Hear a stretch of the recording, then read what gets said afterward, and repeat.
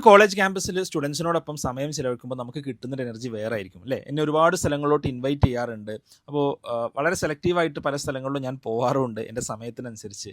ഇന്ന് ഞാൻ എത്തിയിട്ടുള്ളത് TKM കോളേജ് ഓഫ് എഞ്ചിനീയറിംഗിലാണ്. ഞാൻ ഒരുപാട് കാലങ്ങളായിട്ട് ഞാൻ വിസിറ്റ് ചെയ്യണം എന്ന് വിചാരിച്ചൊരു ക്യാമ്പസാണ് TKM എഞ്ചിനീയറിംഗ് കോളേജ്. കേരളത്തിലെ ഒരു ടോപ്പ് 3 എഞ്ചിനീയറിംഗ് കോളേജ് എടുത്താൽ അതിൽ നിർബന്ധമായും വരുന്ന കോളേജാണ് TKM എന്ന് നമുക്ക് എല്ലാവർക്കും അറിയാം.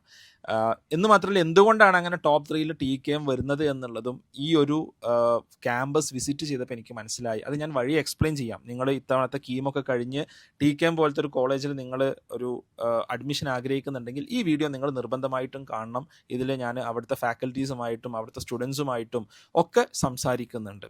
അപ്പോൾ TKM കോളേജ് ഓഫ് എഞ്ചിനീയറിംഗിലെ IETE എന്ന് പറയുന്ന ബോഡി സംഘടിപ്പിച്ച ഒരു ടെക് ടോക്കിന് ഇൻവൈറ്റ് ചെയ്തിട്ടാണ് ഞാൻ ഇവിടെ എത്തിയിട്ടുള്ളത്. അതൊരു സ്റ്റുഡൻറ്റ് ബോഡിയാണ്. അപ്പോൾ എനിക്ക് തന്നിട്ടുള്ളൊരു ടോപ്പിക് എന്നുള്ളത് AI സെമി കണ്ടക്ടർ ഫീൽഡുകൾ എങ്ങനെയാണ് ഫ്യൂച്ചറിൽ വലിയ മാറ്റങ്ങൾ വരുത്തുന്നത്, എഞ്ചിനീയേഴ്സ് എങ്ങനെയാണ് അപ്സ്കിൽ ചെയ്യേണ്ടത് തുടങ്ങിയ കാര്യങ്ങളാണ് എന്നോട് സംസാരിക്കണമെന്ന് ആവശ്യപ്പെട്ടിട്ടുള്ളത്. അപ്പം ഞാനും നിങ്ങൾക്കറിയാം 10 ഇയേഴ്സോളം ഞാൻ ഇന്റലിൽ വർക്ക് ചെയ്തിരുന്നു. അതിനുശേഷം ഒരു വർഷമായിട്ട് ഞാനൊരു സ്റ്റാർട്ടപ്പ് സ്പേസിലാണ് ഉള്ളത്. പക്ഷേ ഞാൻ പണ്ട് ചെയ്തിരുന്ന കാര്യങ്ങളൊക്കെ ഒന്ന് ബ്രഷപ്പ് ചെയ്യാനുള്ള ഒരു അവസരം കൂടി ആയിരുന്നു എന്നുള്ളത് വളരെ സന്തോഷം നൽകി. ഈ വിഷയങ്ങളെക്കുറിച്ച് ഞാൻ സംസാരിച്ചു. സെഷൻ വളരെ ഇൻട്രാക്റ്റീവ് ആയിരുന്നു. ഒരുപാട് നല്ല ചോദ്യങ്ങൾ സ്റ്റുഡൻസ് ചോദിച്ചു. ഈവൻ ഫാക്കൽറ്റീസ് ഇൻവോൾവ് ആയിരുന്നു. എനിക്ക് വളരെ സന്തോഷം തോന്നിയൊരു കാര്യം, ഈ ഓഡിറ്റോറിയം വളരെ ജാം പാക്ഡ് ആയിരുന്നു. അതായത് സാധാരണ ടെക് ടോക്കിനൊന്നും പോകുമ്പോൾ പലപ്പോഴും ഇത്രയധികം കുട്ടികൾ ഇൻട്രസ്റ്റോടെ ഇരിക്കാറില്ല. ഞാൻ പല എഞ്ചിനീയറിംഗ് കോളേജിലും പോയിട്ടുണ്ട്. ഇത്രയും വൈബ്രൻ്റ് ആയിട്ടുള്ള ഒരു സ്റ്റുഡൻറ്റ് കമ്മ്യൂണിറ്റിയെ ഞാൻ കണ്ടിട്ടില്ല എന്ന് തന്നെ പറയാം. അപ്പം നല്ലൊരു പിയർ ഗ്രൂപ്പ് ഇവിടെ ഉണ്ട് എന്നുള്ളത് എനിക്ക് മനസ്സിലായി. കാരണം പലപ്പോഴും എഞ്ചിനീയറിംഗ് കോളേജിലൊന്നും പോകുമ്പോൾ കുട്ടികളൊന്നും ചോദ്യമൊന്നും ചോദിക്കില്ല. പക്ഷെ ഇവിടെ നിർത്താതെ ചോദ്യം ചോദിക്കുകയായിരുന്നു. ആ ഹാള് ഫുള്ളായിരുന്നു. പറയുമ്പോൾ അവിടെ ആ പ്രോഗ്രാം മാത്രമല്ല നടക്കുന്നത്. TKM is A very vibrant campus. അതെനിക്ക് മനസ്സിലായ ഒരു സമയമായിരുന്നു. ഈവനിങ് ഞാൻ ഉച്ചയ്ക്ക് ശേഷമുള്ള ഒരു സമയത്താണ് അവിടെ ഞാൻ ടോക്കിന് ചെന്നത്. പ്രിൻസിപ്പൽ സാദിഖ് സാറാണ് അത് ഇനാഗുറേറ്റ് ചെയ്തത്. EC department head Nishanth sir ഉണ്ടായിരുന്നു. അതേപോലെ തന്നെ മറ്റ് പ്രൊഫസേഴ്സ് എല്ലാവരും ഉണ്ടായിരുന്നു. അപ്പോൾ അവിടെ അപ്പുറത്ത് കുറേ ആർട്ട് ആക്ടിവിറ്റീസും മറ്റൊക്കെ നടക്കുന്നുണ്ട്. ഒരു ക്യാമ്പസ് ആകുമ്പോൾ അങ്ങനെ പലതും നടക്കണമല്ലോ. പക്ഷെ അപ്പോഴും ഈ ടെക് ടോക്കിന്, അതും ഇലക്ട്രോണിക്സ് ഡിപ്പാർട്ട്മെൻറ്റ് ടെക് ടോക്കിന് എനിക്ക് തോന്നുന്നു അറൗണ്ട് 200 to 300 സ്റ്റുഡൻസ് അവിടെ ഈസിലി വന്നിട്ടുണ്ടാകും. അപ്പോൾ വളരെ സന്തോഷം തോന്നി. അത്രയധികം സ്റ്റുഡൻസ് ടേൺ ഔട്ട് ചെയ്യുന്നു. എഞ്ചിനീയറിങ്ങിന് ഇഷ്ടപ്പെടുന്ന ഒരു ഗ്രൂപ്പ് ഓഫ് സ്റ്റുഡൻസ് അവിടെ ഉണ്ട് എന്നുള്ളത്. സോ ഞാൻ മേ ബി TKM റെക്കമെൻഡ് ചെയ്യാനുള്ള ഒരു പ്രധാനപ്പെട്ട റീസൺ അതാണ്. TKM വിസിറ്റ് ചെയ്തതിന് ശേഷം എനിക്ക് മനസ്സിലായി അവിടുത്തെ ഫാക്കൽറ്റീസ് എന്നുള്ളത് ഇതിനോട് വളരെ സ്റ്റുഡൻസിനോട് വളരെയധികം കണക്റ്റഡ് ആയിട്ടുള്ള ആളുകളാണ്. പ്ലസ് ഈ സ്റ്റുഡൻറ്റ് കമ്മ്യൂണിറ്റി എന്നുള്ളതും എഞ്ചിനീയറിങ്ങിനോട് വളരെയധികം താല്പര്യമുള്ള ആളുകളാണ്. മേ ബി ഒരു അഡ്വാൻറ്റേജ് ഉള്ളത് അവർ ഓട്ടോണമസ് ആണ്. പ്ലസ് അവർക്ക് ഒരു ഫിക്സഡ് സെറ്റ് ഓഫ് ഫാക്കൽറ്റി ഉണ്ട്. ഇപ്പോൾ ഗവൺമെൻറ് എഞ്ചിനീയറിംഗ് കോളേജസ് ആകുമ്പോൾ നല്ല ഫാക്കൽറ്റീസ് ഉണ്ടാകും. പക്ഷേ പല ആളുകളും സ്ഥലങ്ങൾ മാറും. പക്ഷേ അവിടെ ഒരു സെറ്റ് ഓഫ് ഫാക്കൽറ്റീസ് ആ ഇൻസ്റ്റിറ്റ്യൂട്ടിനെ ഗ്രോ ചെയ്യാൻ വേണ്ടിയിട്ടുണ്ട് എന്നുള്ളത് വളരെ പ്രധാനപ്പെട്ട ഒരു കാര്യമായിട്ട് തോന്നി. അപ്പോൾ എൻ്റെ ഒരുപാട് റിയൽ വേൾഡ് എക്സ്പീരിയൻസും പ്രാക്ടിക്കൽ ഇൻസൈറ്റ്സും ഒക്കെ ഷെയർ ചെയ്തു. ഞങ്ങൾ ഒരുപാട് കാര്യങ്ങൾ ഡിസ്കസ് ചെയ്തു. സ്റ്റുഡൻസ് അപ്പോൾ തന്നെ ഫീഡ്ബാക്കും തന്നു. വളരെ പോസിറ്റീവ് ആയിട്ടുള്ള ഫീഡ്ബാക്കാണ് തന്നത്. സെഷൻസ് ഒക്കെ അവർക്ക് യൂസ്ഫുൾ ആയി എന്നത് പറഞ്ഞു കേൾക്കുമ്പോൾ വളരെ സന്തോഷം തോന്നി. അപ്പോൾ ഇത്തരത്തിലുള്ള ക്യാമ്പസ് വിസിറ്റ്സ് പേഴ്സണലി വളരെ വാല്യുബിൾ ആണ്. കാരണം സ്റ്റുഡൻസുമായിട്ട് നേരിട്ട് കണക്ട് ചെയ്യാൻ സാധിക്കുന്നത് വളരെ റിഫ്രഷിംഗ് ആണ്. പ്ലസ് ഒരു ഗ്രൗണ്ട് ലെവൽ റിയാലിറ്റി എന്തൊക്കെയാണ് സ്റ്റുഡൻസിൻ്റെ നീഡ് എന്ന് നമുക്ക് മനസ്സിലാകുന്നത് പലപ്പോഴും ഇത്തരം ഇൻട്രാക്ഷൻസിലൂടെയാണ്. എന്തായാലും ഒരു ഫുൾ ക്യാമ്പസ് ടൂർ എനിക്ക് ചെയ്യാൻ സാധിച്ചിട്ടില്ല. സമയം വളരെ വൈകിയിരുന്നു. പക്ഷേ കുറച്ച് സ്റ്റുഡൻസുമായിട്ടും അവിടുത്തെ സ്റ്റാർട്ടപ്പ് സെല്ലുമായിട്ടും അവിടുത്തെ ഫാക്കൽറ്റീസായിട്ടൊക്കെ സംസാരിച്ചു.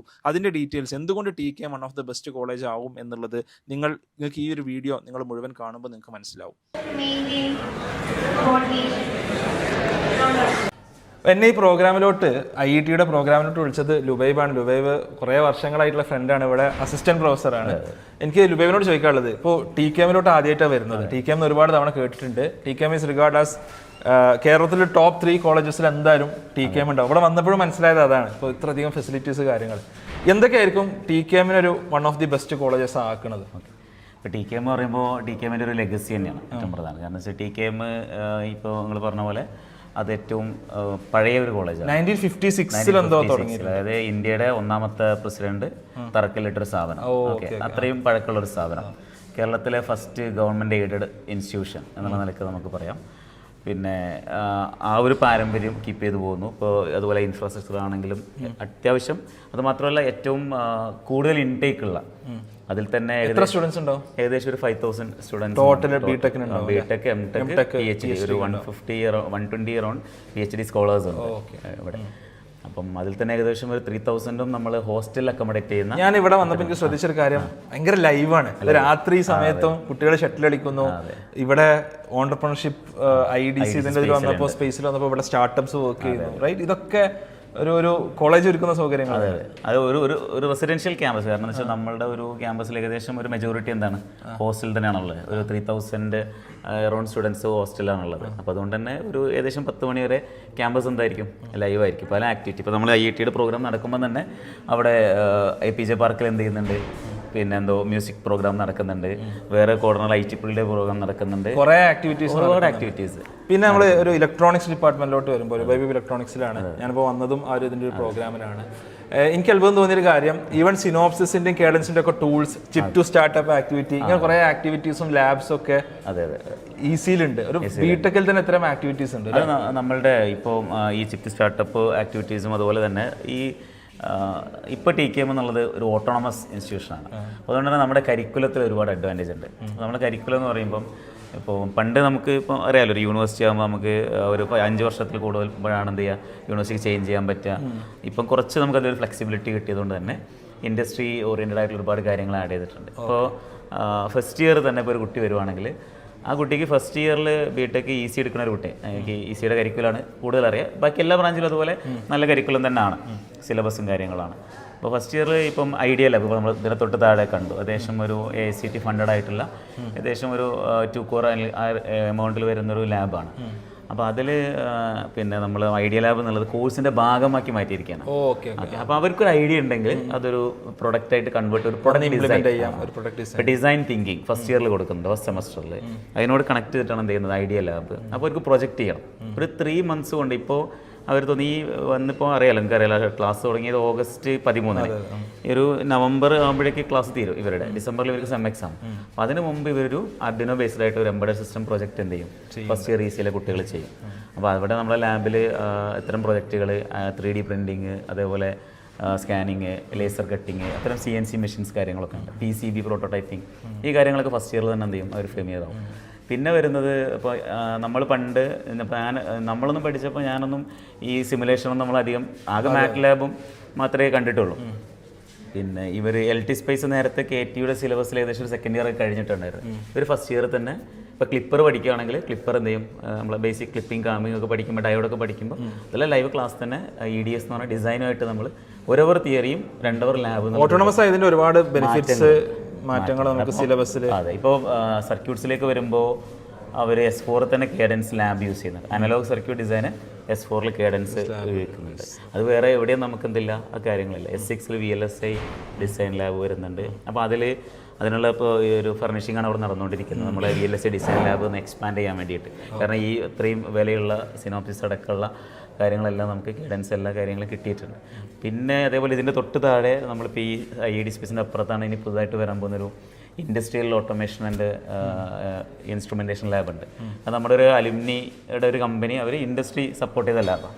അപ്പം അങ്ങനെ പറഞ്ഞത് എന്താണെന്ന് വെച്ചാൽ അത്തരം ഒരു PLC, അതായത് കേരളത്തിലെ ഒരു കോളേജിലും ഇൻഡസ്ട്രിയിൽ യൂസ് ചെയ്യുന്ന സെയിം സ്റ്റാൻഡേർഡുള്ള PLC എന്തില്ല ഇല്ല എന്നുള്ള ഏകദേശം അതിൽ എമൗണ്ട് ഇൻവെസ്റ്റ് ചെയ്തിട്ടുള്ള, അതായത് നമ്മൾ PLC സ്കാഡ പോലുള്ള കാര്യങ്ങൾ കുട്ടികൾക്ക് അത് ചുരുക്കി പറഞ്ഞാൽ നമ്മൾ എല്ലാ like why TKM is one of the best എന്ന് പറയുന്ന ഉത്തരം എനിക്ക് നന്നായി പറഞ്ഞു.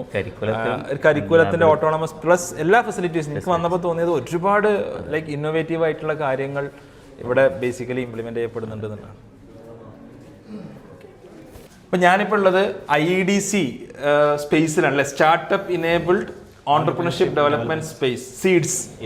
ഇത് 97 ബാച്ച് സ്പോൺസർ ചെയ്താണ്. എൻ്റെ കൂടെ ഉള്ളത് നിഹാൽ IEDCയുടെ CEO ആണ്, 4th ഇയർ സ്റ്റുഡൻ്റ് ആണ്. എന്താണ് ഇവിടുത്തെ IEDC സ്റ്റാർട്ടപ്പ് ആക്ടിവിറ്റീസ് എന്തെല്ലാം TKMലുള്ളത്? ഞങ്ങളുടെ ഇപ്പം ഞങ്ങളുടെ പ്രിൻസിപ്പൽ അടക്കം സാദിഖ് സാറായിരുന്നു ഞങ്ങളുടെ ജസ്റ്റ് പ്രീവിയസ് ഞങ്ങളുടെ നോഡൽ ഓഫീസിലെ ആൾക്കാർ. മൂപ്പരുടെ ഒരു ഐഡിയ എന്ന് പറഞ്ഞാൽ TKMന് ഒരു നെക്സ്റ്റ് ഹബ് ഓഫ് ഞങ്ങളുടെ ഇനി ഇന്ത്യയിലേക്കുള്ള അല്ലെങ്കിൽ നെക്സ്റ്റ് എന്താ പറയുക യൂണിക്കോൺ സ്റ്റാർട്ടപ്സ് അത് സൗത്ത് ഇന്ത്യയിൽ നിന്ന് വരണം, അല്ലെങ്കിൽ അത് TKM എന്ന് വരണം, എന്തുകൊണ്ട് വന്നുകൂടാന്നുള്ള ഒരു ഐഡിയ ആണ് സാദിഖ് സാറിന്. അതേ ഐഡിയ തന്നെയാണ് ഞങ്ങൾ ഹോൾഡ് ചെയ്യുന്നത്. അപ്പോൾ നമുക്ക് ഇവിടെ കറന്റ് സ്റ്റാർട്ടപ്സിനെ ഇൻക്യുബേറ്റ് ചെയ്യാൻ വേണ്ടിയിട്ട് ഞങ്ങൾക്ക് ഉള്ള ഫെസിലിറ്റീസിൽ ഒന്നാണ് സീഡ്സ് എന്ന് പറയുന്നത്. അപ്പോൾ ഇതിൽ കറന്റ് ഇപ്പോൾ സീഡ്സ് എന്ന് പറയുന്നത് ഇപ്പോൾ നിങ്ങൾ പറഞ്ഞ പോലെ 97 ബാച്ചിലെ ഈ അലുമിനൈസ് ഇത്ര എമൗണ്ട് ഓഫ് അവർ കോൺട്രിബ്യൂട്ട് ചെയ്ത ഒരു വെൽ ഫർണിഷ്ഡ് ഏരിയ ആണ് സീഡ്സ്. ഇവിടെ കറന്റ് നമുക്ക് സ്റ്റാർട്ടപ്സ് ഒരുപാട് സ്പേസ്, നല്ല അടിപൊളി സ്പേസ് ആണ്. ഇത് കാണുമ്പോൾ തന്നെ വർക്ക് ചെയ്യുന്നത്. രാത്രിയാണ് സമയം, രാത്രി ഇവിടെ ഇരുന്ന് വർക്ക് ചെയ്യുന്ന ഒരുപാട് സ്റ്റുഡൻസ് ഉണ്ട്, ഇത് യൂട്ടിലൈസ് ചെയ്യുന്ന സ്പേസ് യൂട്ടിലൈസ് ചെയ്യുന്ന ഒരുപാട് ആളുകളുണ്ട്. നമുക്ക് വേണമെങ്കിൽ കുറച്ച് ആൾക്കാരൊന്ന് പരിചയപ്പെടുത്തി തരാം. ഇതിൽ നമുക്ക് ഫസ്റ്റ് എന്താണ് സൈക്ക് പ്ലാറ്റ്ഫോമിന്റെ ഫൗണ്ടറാണ്. ഇവിടുത്തെ സ്റ്റുഡൻ്റ് ആയിരുന്നു. ഇപ്പോഴും സ്റ്റുഡൻ്റ് ആണോ? ഞാൻ ഇപ്പം പാസ് ഔട്ട് ആയി. എന്താണ് നിങ്ങളുടെ പ്ലാറ്റ്ഫോം? നമ്മുടെ പ്ലാറ്റ്ഫോം എഡ്ടെക് സ്റ്റാർട്ടപ്പാണ്. ഞങ്ങളെ കോമ്പറ്റീറ്ററാണ്. അപ്പോൾ അതിലെന്ന് പറഞ്ഞാൽ നമ്മൾ കുട്ടികൾക്ക് എന്താണോ ഏതിലാണോ കഴിവ് അതിനനുസരിച്ചിട്ട് അവരെ സ്കിൽ ബേസ്ഡ് ആയിട്ട് വളർത്തുന്ന രീതിയാണ്. അപ്പോൾ ട്രഡീഷണൽ ഒരു എഡ്യൂക്കേഷണൽ കൺസെപ്റ്റിൽ നിന്ന് മാറിയിട്ട് അവരെ കഴിവ് അനലൈസ് ചെയ്ത് അവരതിൽ വളർത്തിയെടുക്കുക, പിന്നെ അവരെ ആ ഇൻഡസ്ട്രിയോട് കണക്ട് ചെയ്ത് കൊടുക്കുക. ഓക്കെ, അപ്പോൾ അതാണ് നമ്മുടെ കൺസെപ്റ്റും കാര്യങ്ങൾ വരുന്നത്. അപ്പം സ്കിൽ ബേസ്ഡ് ആയിരിക്കും. എന്താണ് സ്റ്റാർട്ടപ്പിന്റെ പേര്? ZYK49.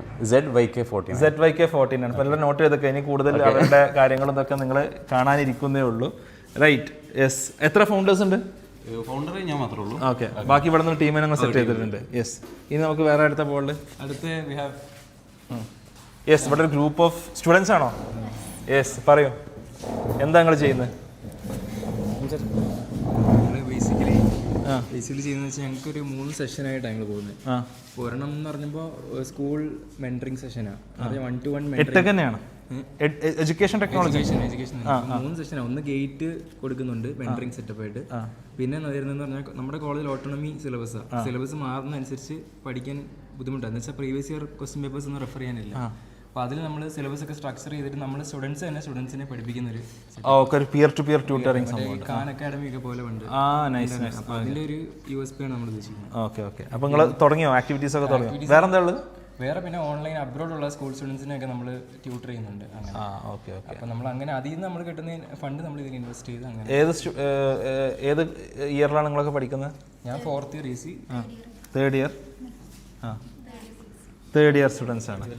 പ്രൊഡ്യൂട്ട് അക്കാഡമി എന്നാണ് ഇവരുടെ സ്റ്റാർട്ടപ്പിലേക്ക് ഇവരുടെ ഒരു എന്താ പറയുക ഒരു ഐഡിയ വരുന്നത് തന്നെ ഇവർ ഓരോ ആളുടെ പേഴ്സണൽ എക്സ്പീരിയൻസ് എന്നാണ്. ഒരാൾ അവളുടെ ദുബായിലും അബ്രോഡിലുള്ള കുട്ടികൾക്ക് വരെ ട്യൂഷൻ എടുത്തു കൊടുത്തിട്ടുണ്ട്. അവിടെ നിന്നുള്ള അയാളുടെ ഒരു ഐഡിയ ആണ് എന്തുകൊണ്ട്. അപ്പോൾ ഇത്രയും പേർക്ക് ഒരു 1-on-1 മെൻറ്ററിങ് വരുമ്പോൾ ഇത്രയും ഡ്രാസ്റ്റിക് ചേഞ്ച് ഒരു കുട്ടിക്ക് വരുന്നുണ്ടെങ്കിൽ എന്തുകൊണ്ട് അതൊരു ഓഫ് കോഴ്സ് അതൊരു നീഡാണ്. അതന്നെ ആ ഒരു സാധനം തന്നെ ഇവർ ഒരു ഗേറ്റ് എന്ന് പറയുന്ന ഒരു ഏരിയയിൽ കണ്ടു. അതന്നെ ഒരു അങ്ങനെ ബിൽഡ് ചെയ്ത് വന്ന ഒരു സ്റ്റാർട്ടപ്പാണ് പ്രൊഡ്യൂട്ട് അക്കാഡമി. എന്തായാലും ഓൾ ദി ബെസ്റ്റ്. ഓക്കെ, ഇനി വേറെ എന്താ അറിയണ്ടോ? നമുക്ക് ഒരാളും കൂടെ ഉണ്ട്, എലക്ട്രോൺ എന്ന് പറയുന്ന സ്റ്റാർട്ടപ്പ് ഉണ്ട്. ഇത് ഒറിജിനൽ നമ്മുടെ ഇലക്ട്രോണിക് സെപ്പറേറ്റ് ക്യാബിൻസ് അലോട്ട് ചെയ്തിട്ടുണ്ട്.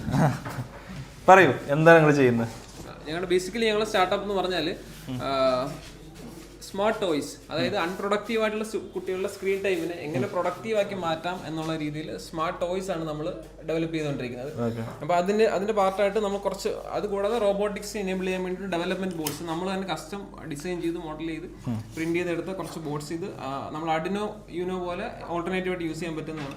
ഈ PLC ബോർഡാണ് അടുത്ത ഡിസൈൻ ചെയ്തത്. ഇത് കൂടാതെ നമ്മൾ കോർ ഫോക്കസ് ചെയ്യുന്നത് ഈ സ്മാർട്ട് ടോയ്സ്, അതായത് കുട്ടികൾക്ക് പ്രോഗ്രാമിങ്ങും മറ്റു കാര്യങ്ങളൊക്കെ പഠിക്കാൻ പറ്റുന്ന റോബോട്ടിക്. പക്ഷെ അത് എഡ്യൂക്കേഷൻ്റെ ഒരു ബുദ്ധിമുട്ടില്ലാതെ ജസ്റ്റ് പ്ലേയിങ്ങിലൂടെ അവർക്ക് ഒരു കളിക്കുന്നതിലൂടെ എഡ്യൂക്കേഷൻ റോബോട്ടിക്സ് എത്തിക്കുക എന്നുള്ളതാണ്.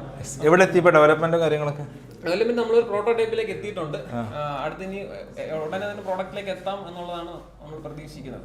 ഓക്കെ, ശരി, all the best. Okay, thank you. എന്നെ ഇവിടെ പ്രോഗ്രാമിന് IET എന്ന് പറഞ്ഞ ബോഡിയാണ് വിളിച്ചത്. അപ്പോൾ അതിൻ്റെ ഹെഡായിട്ടുള്ള അമീനാണ് എൻ്റെ കൂടെ ഉള്ളത്. റൈറ്റ്, എന്തൊക്കെയാണ് ഇവിടെ സ്റ്റുഡൻറ് ബോഡീസിൻ്റെ ആക്ടിവിറ്റീസ് എന്തെല്ലാം ഇവിടെ നടക്കുന്നത് ഇൻ ജനറൽ? ഇപ്പോൾ നമ്മുടെ Tier 1 Tier 2 ഇപ്പോൾ NITs IITs പോലെ തന്നെ ധാരാളം professional bodies, national level international level professional bodies ഇവിടെ വർക്ക് ചെയ്യുന്നുണ്ട്. അപ്പോൾ അതിൽ തന്നെ മോസ്റ്റ് പ്രോമിനൻ്റ് ആയിട്ടുള്ളത് IEEE, IST, IET, അതുപോലെ തന്നെ ഡിപ്പാർട്ട്മെൻറ്റിൻ്റെ സൊസൈറ്റീസ്. ഇപ്പോൾ IET എന്ന് പറയുന്ന EC ഡിപ്പാർട്ട്മെൻറ്റിന് വേണ്ടിയുള്ള ഒരു സൊസൈറ്റിയാണ്. അതുപോലെ തന്നെ മെക്കിന് ASME, അങ്ങനെ ഓരോ ഡിപ്പാർട്ട്മെൻറ്റിനും ഡിഫറെൻറ്റ് സൊസൈറ്റി. സ്റ്റുഡൻസ് എത്രത്തോളം ഇൻവോൾവ് ആണ് ഇങ്ങനത്തെ ആക്ടിവിറ്റീസിലൊക്കെ? അതായത് ഇപ്പോൾ ഡിപ്പാർട്ട്മെന്റ് സൊസൈറ്റീസിലൊക്കെ തന്നെ ഏറ്റവും കൂടുതൽ ആക്ടിവിറ്റീസ് അതേ ഡിപ്പാർട്ട്മെന്റ്. അതുപോലെ തന്നെ ഇപ്പോൾ IEEE ആണെങ്കിൽ തന്നെ ഇപ്പോൾ 11 സ്റ്റുഡൻറ് ചാപ്റ്റേഴ്സ്, EMBS, CAS അതുപോലത്തെ സബ് ബ്രാഞ്ചസ് ഇവിടെ പ്രൊമിനൻ്റ് ആയിട്ട് തന്നെ വർക്ക് ചെയ്യുന്നുണ്ട്. കുട്ടികളെ പ്ലേസ്മെന്റ് അല്ലെങ്കിൽ അവരുടെ റിസർച്ച് ഇങ്ങനത്തെ കാര്യങ്ങളിലൊക്കെ ഇത്തരം കാര്യങ്ങൾ ഹെൽപ്പ് ചെയ്യുന്നുണ്ട് അത്രത്തോളം? അതായത് മെയിനായിട്ട് ഈ പറഞ്ഞ പോലെ വർക്ക്ഷോപ്സ്, അതുപോലെ തന്നെ സോഫ്റ്റ് സ്കിൽസ് ഡെവലപ്പ് ചെയ്യുക, ഒരുപാട് ഒരു റിയൽ വേൾഡിലോട്ടുള്ള എക്സ്പോഷർ, അങ്ങനത്തെ ഒരുപാട് ഇവൻറ്റ്സ്, അതൊക്കെ ഈ ക്ലബ്സിൻ്റെ ഒരു ഇൻഫ്ലുവൻസ് ആണ്. ആക്ച്വലി ഇവിടുത്തെ ക്യാമ്പസ് മുഴുവൻ ഒന്ന് നടന്ന് വിസിറ്റ് ചെയ്ത് നിങ്ങളെ കാണിക്കണമെന്നുണ്ടായിരുന്നു. പക്ഷേ ഉച്ചയ്ക്ക് 2 മണിക്കാണ് ഞാൻ ഇവിടെ എത്തിയത്. എനിക്ക് ഈവനിങ് ഒരു 8 o'clock ട്രെയിൻ ട്രെയിനും ഉണ്ടായിരുന്നു. അപ്പോൾ അതിൻ്റെ ഇടയിലുള്ള സമയത്ത് ഇവിടുത്തെ ടീച്ചേഴ്സിനോടും അതേപോലെ തന്നെ സ്റ്റുഡൻസിനോടും ഒക്കെ സംസാരിച്ചതിൻ്റെ ഒരു മൈനർ ഡീറ്റെയിൽസാണ് നിങ്ങൾക്ക് നൽകിയിട്ടുള്ളത്. ഞാൻ ഡെഫിനറ്റ്ലി കേരളത്തിലൊരു എഞ്ചിനീയറിംഗ് കോളേജ് നിങ്ങൾ ചൂസ് ചെയ്യുന്നുണ്ടെങ്കിൽ CETയുടെ കൂടെ തന്നെ റേറ്റ് ചെയ്യുന്ന ഒരു എഞ്ചിനീയറിംഗ് കോളേജാണ് ഡെഫിനറ്റ്ലി TKM. അത് എനിക്ക് നേരിട്ട് കണ്ട് ബോധ്യപ്പെട്ടതാണ്. ഇതേപോലെ വളരെ കെയറിംഗ് ആയിട്ടുള്ള ഒരു സെറ്റ് ഓഫ് അധ്യാപകരും അതേപോലെ തന്നെ ടെക്നിക്കലി കുട്ടികളെ മുന്നോട്ട് നയിക്കണം എന്ന് ആഗ്രഹിക്കുന്ന ഒരുപാട് അധ്യാപകരും എല്ലാം ആക്ച്വലി ഇവിടെ ഉണ്ട്. സോ നിങ്ങൾക്ക് വളരെ ധൈര്യത്തിൽ ചൂസ് ചെയ്യാവുന്ന ഒരു ക്യാമ്പസാണ് TKM എഞ്ചിനീയറിംഗ് എന്ന് പറഞ്ഞുകൊണ്ട് തൽക്കാലം സൈൻ ഓഫ് ചെയ്യുന്നു. ബൈ.